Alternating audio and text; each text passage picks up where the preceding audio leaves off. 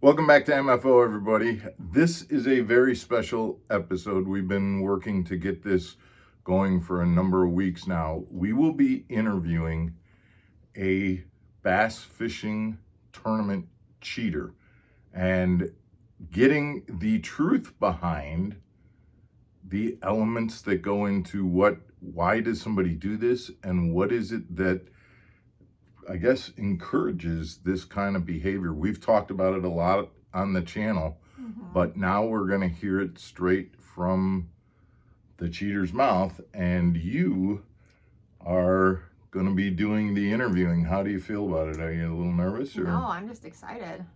Get in there. Okay.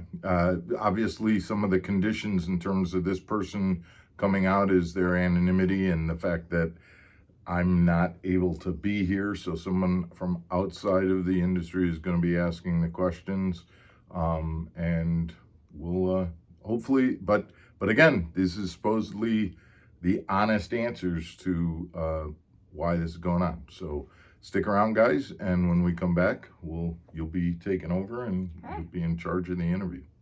Honest answers from a cheater's mouth. Okay.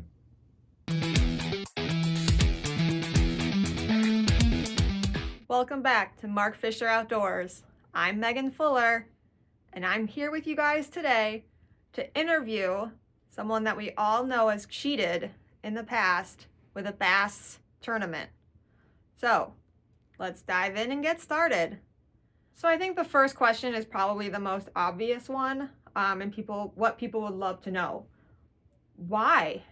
Why cheat? What's the desire to cheat in a tournament? Well, I think it's pretty simple, and probably pretty obvious. Bass fishing tournaments are high dollar opportunities. There's money to be made. There's money to be made from the prizes. There's money to be made from sponsorships that go along with the perception that you are a quality angler. And so that's the biggest reason. There's also the prestige that goes along with people perceiving you as being good in the sport. You said perception. Doesn't it get a little tiring after a while? Well, not if people continue to perceive you as being good. That's actually very rewarding that people come up to you and perceive you as being a quality angler. When you're not. As long as people perceive that I am, that's the persona that I can take, and it feels good. Okay. And there's, like I said, there's a lot of money that goes along with it. Are you ever afraid of being caught? No, that's quite honestly the probably the biggest reason that we continue to do it. Bass tournaments really get caught in a bind when it comes to holding cheaters accountable. A bind? How so? Well, let's say that I have a buddy who lives by a lake that we're fishing on a tournament, and I call him and I get waypoints for that tournament. This is a friend of mine. He's willing to give those waypoints because he's a buddy, and I'm relatively confident that he won't tell anybody because he's a good friend. So I get those waypoints. Oh, and by the way, he feels kind of, if I'm successful in that tournament, he feels good vicariously because I won because of the waypoints that he gave me. So I'm confident that I can get away with it because he's a friend and he won't tell anybody. That's a pretty low risk situation, right? Right, exactly. And then what happens is, so I'm successful and I win the tournament. I get the money, but the tournament organization, they put out a marketing product where they are sponsored to put out this event and show how good anglers compete and how they win these big dollars and what baits they throw and how they figure things out. Well, they build a narrative around my victory. And partially because I create a false narrative, I might say something along the lines of, I was brilliant in my decision making in terms of where to go fish, or even maybe God spoke to me and told me where to go fish, which creates a great story to tell on their TV program. So they build this giant narrative that goes along with my fabrication. And now they put that narrative out on TV where the sponsor is promoting that and being included in that narrative. If at any point there are rumblings to the fact that I was cheating, they are not interested in pursuing that, because that would indicate that that narrative was false. It would jeopardize the sponsorship that they have with their sponsors, and they have no desire to trash that narrative or that story that they had on their television program. What about the guys that make a bigger like splash about it, like the ones that put weights or holds on to fish or do other things like that? Like, do you understand why they do those types of things?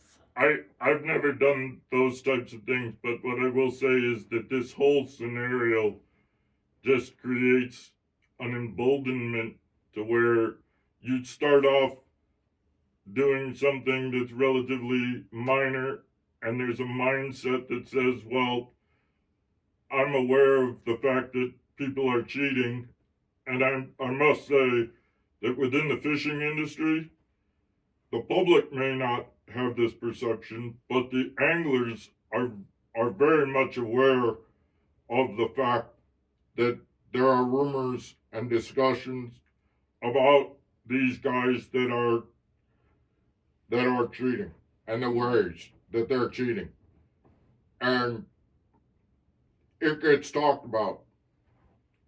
Okay. And so, much like in baseball, when you hear that other people are using steroids and things like that, you just decide that, well, if everybody's doing it, I have to do it just to keep up. Okay. So when you brought it up baseball and how you now have to kind of cheat just to stay where everybody else is, if not maybe get ahead a little bit, do you think that's kind of a little bit of a justification that men use to like be okay with their decisions? I'm not denying that, but there's still a lot of money, just like in baseball and the home run derby. If you need to hit home runs, you need to take steroids to compete. You do it because that's what brings fame, fortune. So I just have one more question for you. What do you think is the number one reason that this is going on in the sport of bass fishing? The number one reason this is happening is because bass fishing isn't a sport. It's not a sport. It's a marketing vehicle. It can be a good marketing vehicle, and it can meet its purpose. But right now, when we treat it like a sport, the narrative can be, the true narrative would destroy the illusion of the sport. So instead of a heroic last minute decision, if it came out that I was going to waypoints that I had been given, that would ruin the narrative, and it wouldn't be a good marketing product. And so therefore, they don't want to say it. But if it was just put out as a marketing vehicle, then there wouldn't be any problem with holding people accountable for cheating or breaking the rules. Okay. So since it's not, no one views it really as a sport, People People still can kind want of to. People change still everything. want to view it as a sport, and it's not. it's not. Okay. Okay.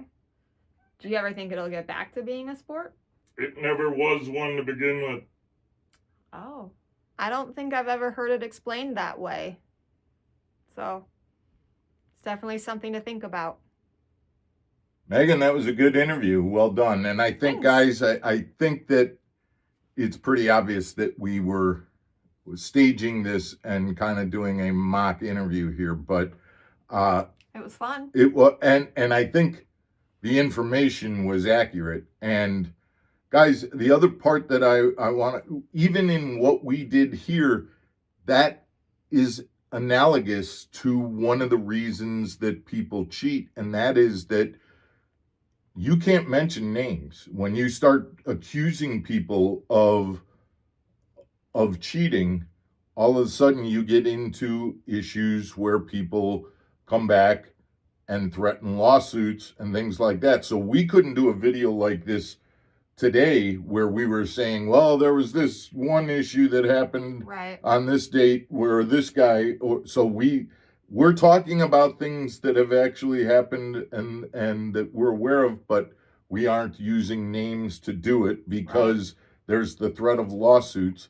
The other issue that our anonymous cheater didn't talk about is the fact that polygraphs, which are used so much in tournament fishing to determine whether somebody's telling the truth, are not admissible in court. So you can have somebody fail a polygraph. Hey, did you cheat? No, I didn't. Ding, ding, ding, it goes off. But it doesn't matter because that's not admissible in court.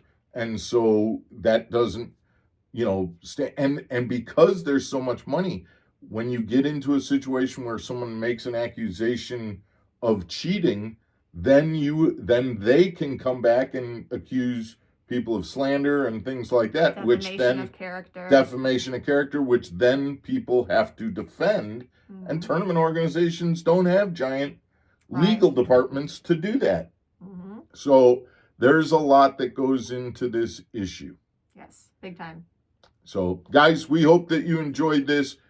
Christmas is right around the corner, so we've got a very special Christmas Eve video, and we hope you look forward to seeing that. And then we'll be back after Christmas with some more fishing videos that you'll want to stick around for.